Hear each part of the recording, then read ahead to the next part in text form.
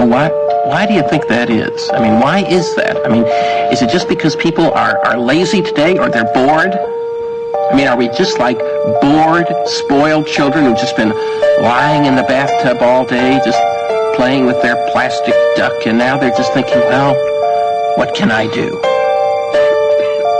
Okay, yes. We are bored. We're all bored now. But has it ever occurred to you, Wally, that the process that creates this boredom that we see in the world now may very well be a self-perpetuating, unconscious form of brainwashing created by a world totalitarian government based on money, and that all of this is much more dangerous than one thinks, and it's not just a question of individual survival, Wally, but that somebody who's bored is asleep, and somebody who's asleep will not say no? See, I keep meeting these people. I mean, just a few days ago, I met this man whom I greatly admire. He's a Swedish physicist, Gustav Bjornstrand, and he told me that he no longer watches television, he doesn't read newspapers, and he doesn't read magazines. He's completely cut them out of his life because he really does feel that we're living in some kind of Orwellian nightmare now, and that everything that you hear now contributes to turning you into a robot.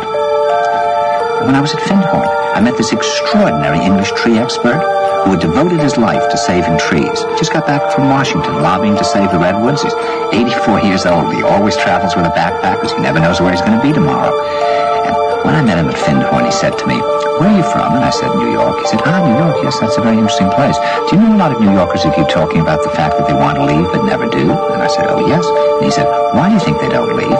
I gave him different banal theories. He said, "Oh, I don't think it's that way at all."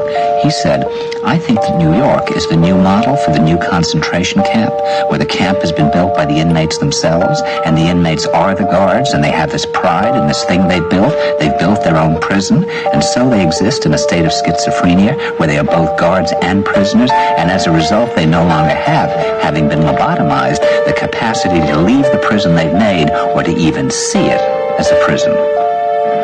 And then he went into his pocket and he took out a seed for a tree and he said, "This is a pine tree."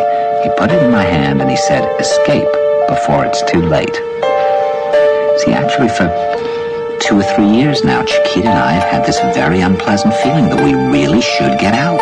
And we really should feel like Jews in Germany in the late 30s. Get out of here. Of course, the problem is where to go, because it seems quite obvious that the whole world is going in the same direction.